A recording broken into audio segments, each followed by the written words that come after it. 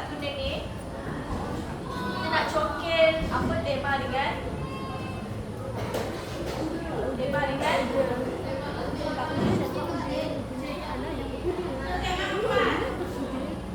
nak tengok kau tak warna kuning ni.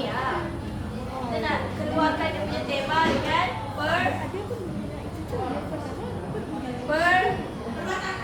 perwatakan.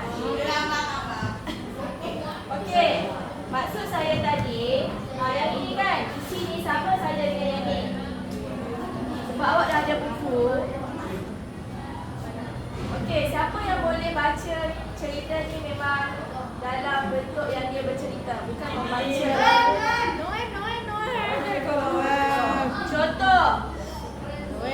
Contoh nama Tasik Garu, dahulunya Tasik Gaharu.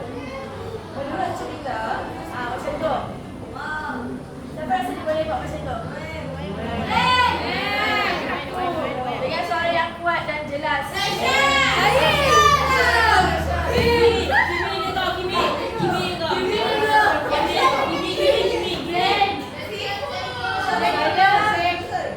Saya kira sampai 5. Siapa kalau orang sok boleh angkat tangan, boleh? Yakin diri. Yakin itu penting. Boleh awak. 1. Okey, ada seorang. Okey, betul. Ini dekat mas ya. Bersuara awak.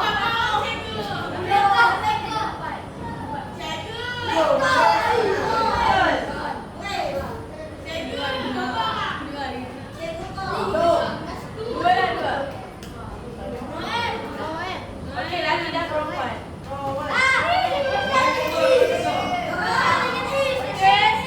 Yang lain, okey, siapa yang rasa dia nak berlakon?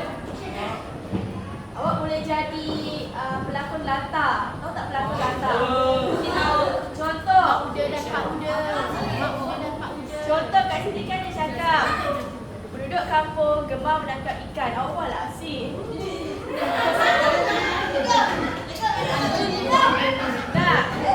Idea dia terjadi. Maksudnya, lepas tu saya nak ada seorang dukun. Tahu dukun tak? Dia kau tutup bomong.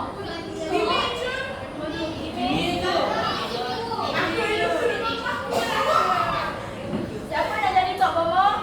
Dukun.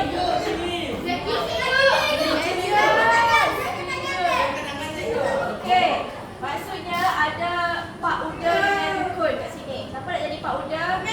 Okey. Pak Uda lelaki. Yang berlakon jadi menangkap ikan tadi tu, pelakon latar tu. Seorang jadi Pak Uda boleh? Okey.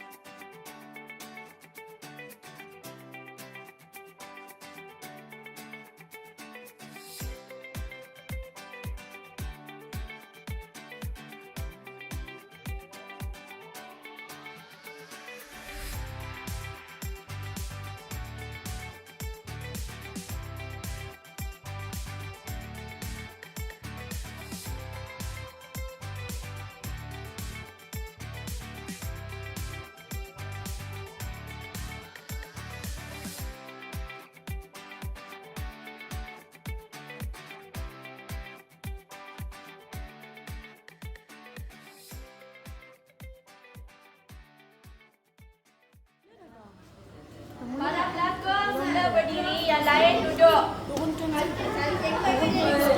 Yang lain duduk. Jangan situ. Selamat pagi ucapkan kepada guru-guru dan rakan-rakan yang amat kami sayangi sekalian. Nama saya Nur Adawiyah dan bersama rakan saya Friend Zoe. Hari ini kami akan membacakan sebuah cerita yang bertajuk Tasik Garu. Nama Tasik Garu dahulunya Tasik Gaharu. Menurut cerita, nama Tasik Gaharu memuncak daripada keadaan Tasik itu yang selalu mengeluarkan asap. Asap itu pula berbau sangat harum seperti bau gaharu. Penduduk kampung gemar menangkap ikan di Tasik Gaharu. Ada pula yang berpantang untuk menangkap ikan di Tasik Gaharu. Jika mereka yang berlubang, mereka tidak akan dapat menangkap ikan walau seekor pun. Bagi keluarga Pak Uda, mereka tidak pernah berputus asa. Mereka selalu cuba menangkap banyak ikan walaupun dengan cara yang boleh merosakkan Tasik Gaharu. Pada suatu hari, Pak Uda telah pergi menemui seorang dukun yang terkenal dengan ilmu-ilmu mistik. Pak Uda diberikan seguning kemenyan. Kemenyan itu ditumbuk halus oleh Pak Uda. Adapun serbuk kemenyan itu ditabur di setiap sudut Tasik Gaharu. Tidak lama kemudian, berbagai-bagai jenis ikan mulai melompat naik ke daratan. Maka bersoraklah Pak Uda melihat keadaan itu. Pada hari itu, Pak Uda berjaya membawa pulang berkarung-karung ikan. Sejak peristiwa itu, tiada seorang pun yang berani menangkap ikan di Tasik Gaharu. Sesiapa saja yang mencelupkan kaki atau tangan di dalam Tasik Gaharu pasti akan gatal-gatal di seluruh badannya. Penyakit gatal-gatal itu juga tidak dapat diubati. Keluarga Pak Uda juga telah diserang penyakit gatal-gatal. Penyakit berkenaan menyebabkan Pak Uda dan keluarganya terganggu. Pak Uda menghidap penyakit itu hingga akhir hayatnya. Sejak itulah Tasik Gaharu bertukar menjadi Tasik Garu.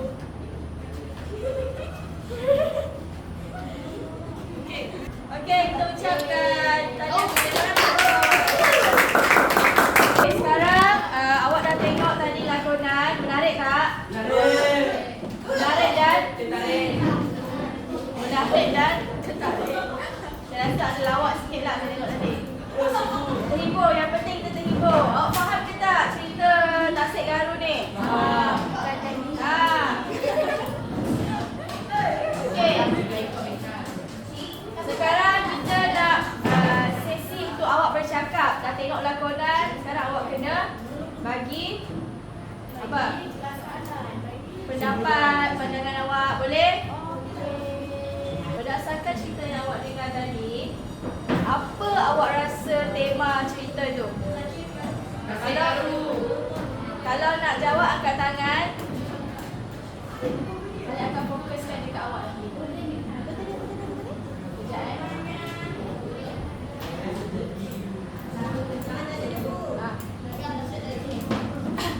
Apa tema cerita Tasik Gaharu tadi? Tema dia.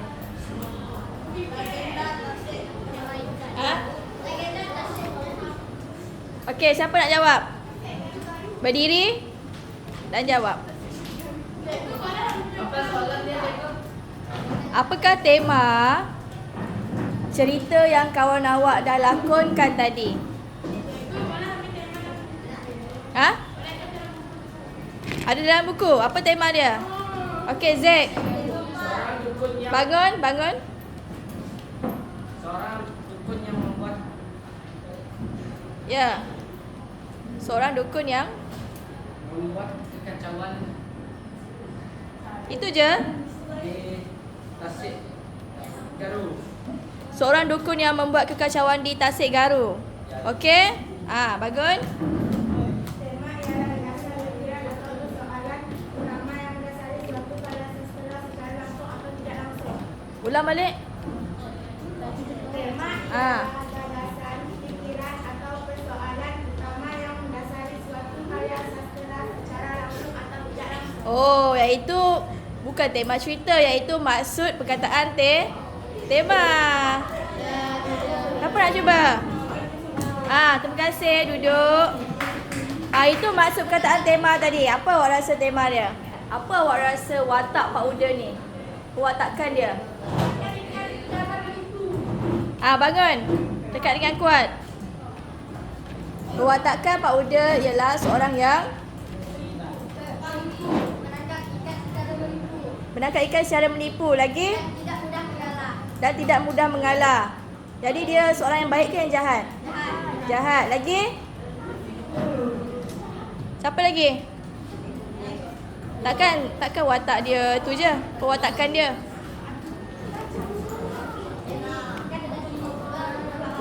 Pak Uda ialah seorang yang jahat. Apa jahat tu?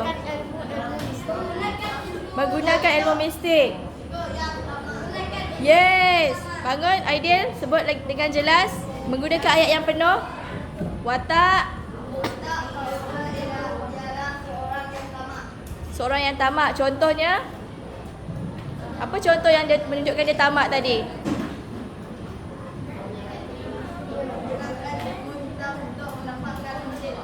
Mendapatkan hasil ikan dengan cara yang cepat lah.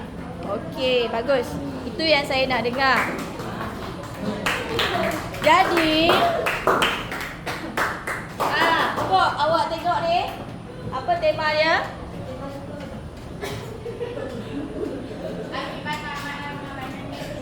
Itulah tema cerita. Cuba baca ramai-ramai. Tema cerita.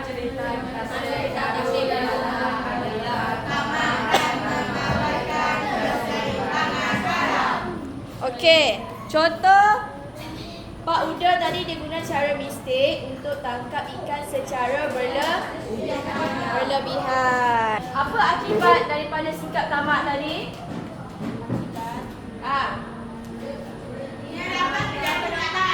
Yes, penyakit yang gatal-gatal. Maksudnya itu ialah simbol hukuman.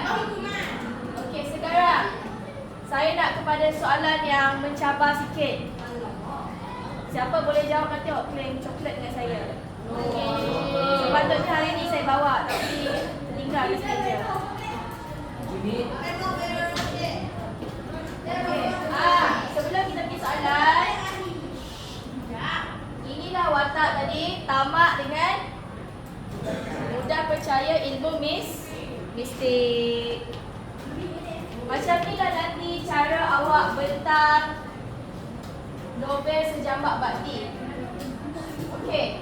Awak bagi tahu, okey, dalam bab ini Razali seorang yang contohlah mudah percaya ilmu mistik. Contoh, awak ambil contoh peristiwa dalam tu. Boleh? Ada yang dah siap tapi salah ke? Tak ada lagi. Soalan nombor 2. Jika anda penduduk kampung tersebut, apa tindakan yang anda lakukan selepas kejadian itu? Tindakan saya adalah akan menegur Pak Uda supaya tidak membuat perkara itu lagi. Okey, bagus. Okey, kawan awak cakap. Asma cakap dia nak tegur Pak Uda supaya tak buat perkara itu lagi. Awak setuju? Setuju. Okey, soalan ketiga. Bandingkan cara penduduk kampung dan cara Pak Uda menangkap ikan. Mana satu yang lebih baik? Cara penduduk kampung lebih baik sebab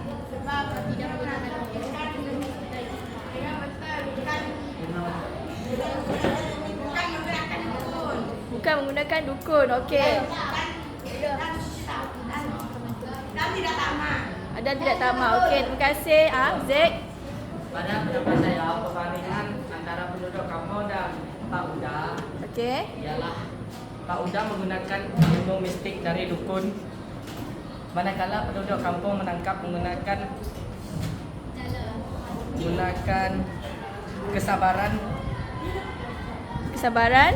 kesabaran menunggu ikan memakan umpannya. Oh, jadi awak rasa mana lebih bagus? Cara menangkap ikan penduduk kampung. Kenapa? Kenapa tak nak ikut cara Pak Uda, kan lagi cepat awak dapat ikan? Cara Pak Uda itu tidak baik kerana dapat membuat orang yang menangkap ikan tersebut sakit juga. Sakit juga. Okey, terima kasih atas pandangan itu. Bagi tepukan untuk Zek.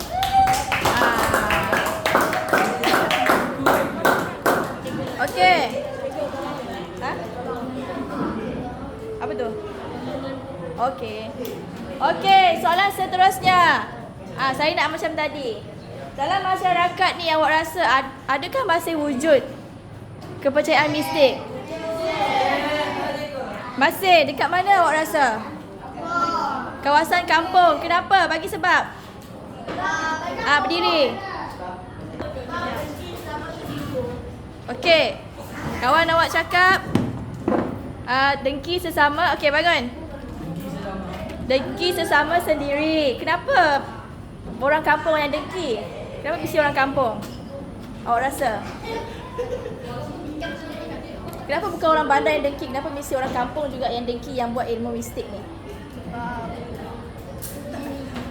Tak apa, salah tak apa, kita belajar. Kenapa awak rasa, awak cakap tadi orang kampung dengki kan? Kenapa ada sifat dengki tu pada orang kampung? Ha? Siapa nak tolong dia jawab? Kenapa ada sifat dengki pada orang kampung? Friend Zoe, pendapat awak? Pada pendapat saya, Okey. penduduk kampung merasa tamak kerana rasa cemburunya terhadap kelebihan seseorang dari segi cara berfikiran dan terutamanya menangkap ikan. Okey. Maksud awak cara Tertuju fikiran. kepada cerita ini. Okey. Maksudnya adakah cara fikiran orang kampung tu lagi kolot daripada orang bandar sampai perlu ambil dukun? Mungkin. Pada pendapat saya tidak berasa begitu kerana penduduk kampung lebih mempercayai kewujudan kepercayaan terhadap ilmu mistik daripada manusia yang lebih tinggal di dalam kota yang lebih maju, kerana orang kampung lebih pandai untuk mewujudkan ilmu mistik, manakala pihak manusia yang berada dalam kota lebih percaya dalam era globalisasi. Okey, terima kasih. Pandangan yang baik.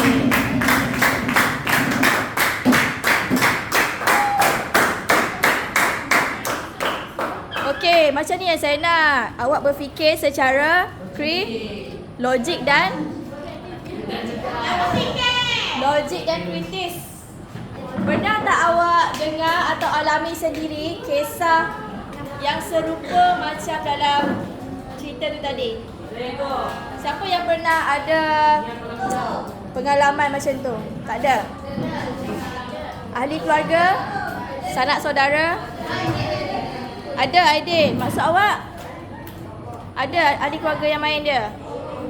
Sebab apa? Adakah dengki juga? Dengki atas sebab sulit, tak boleh beritahu. Tak boleh cerita. Okey, tak apa.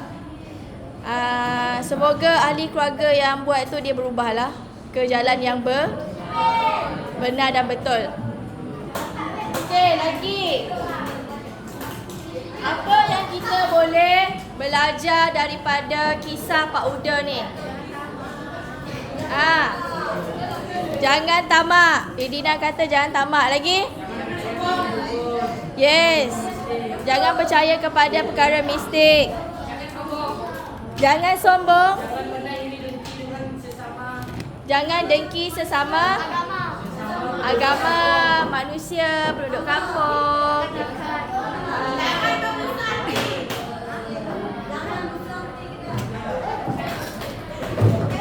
Okey, sekarang kita ada masa lagi. Kalau awak ni wartawan kan, disuruh hantar ke kampung tu untuk interview orang kampung ataupun keluarga Pak Uda tu, apa yang awak nak tanya soalan dekat diorang? Pakai BM baku. Jangan pakai bahasa awak. Dia buat macam tu? Kenapa dia buat macam tu? Lagi soalan apa awak nak tanya?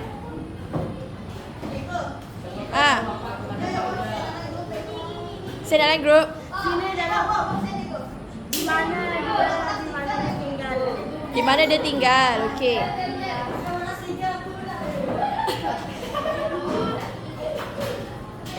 Okey, soalan terakhir. Kalau awak ni Pak Uda. Kalau awak sendiri Pak Uda, apa tindakan awak dekat penduduk kampung?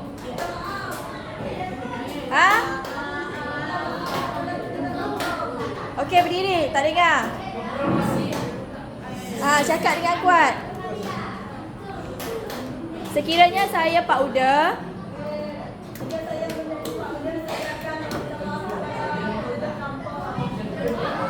itu saja.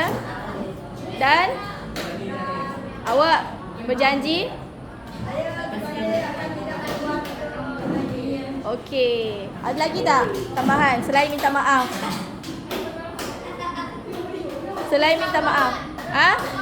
Bertaubat. Betul. Okey.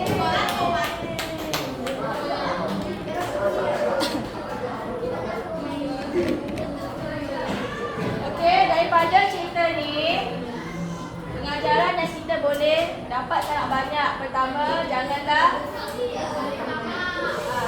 menjadi seorang yang tamak.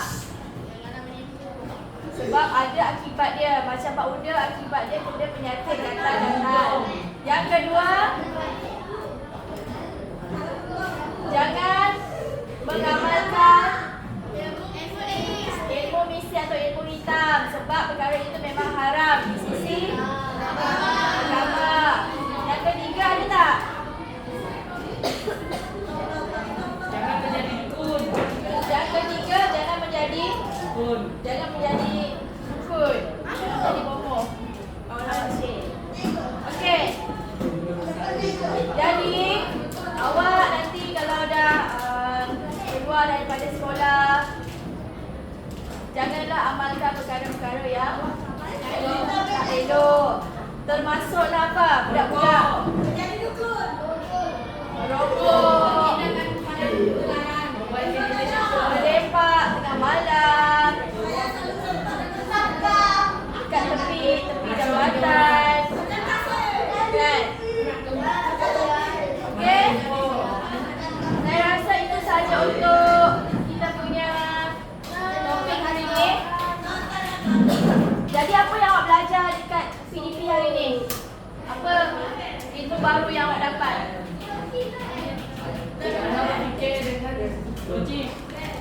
Dapat?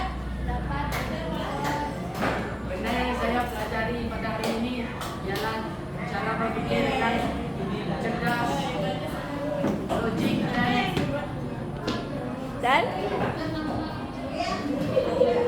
kritis. dengan kritis. Lagi apa lagi yang awak belajar hari ni? Apa yang awak belajar? Okey. Friend Zoe, apa yang awak belajar hari ni? Ilmu baru yang awak tahu hari ni.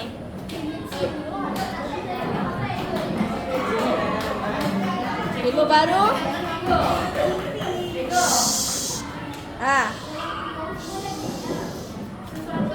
Sesuatu peristiwa yang buruk dapat merupakan Dapat mengubah?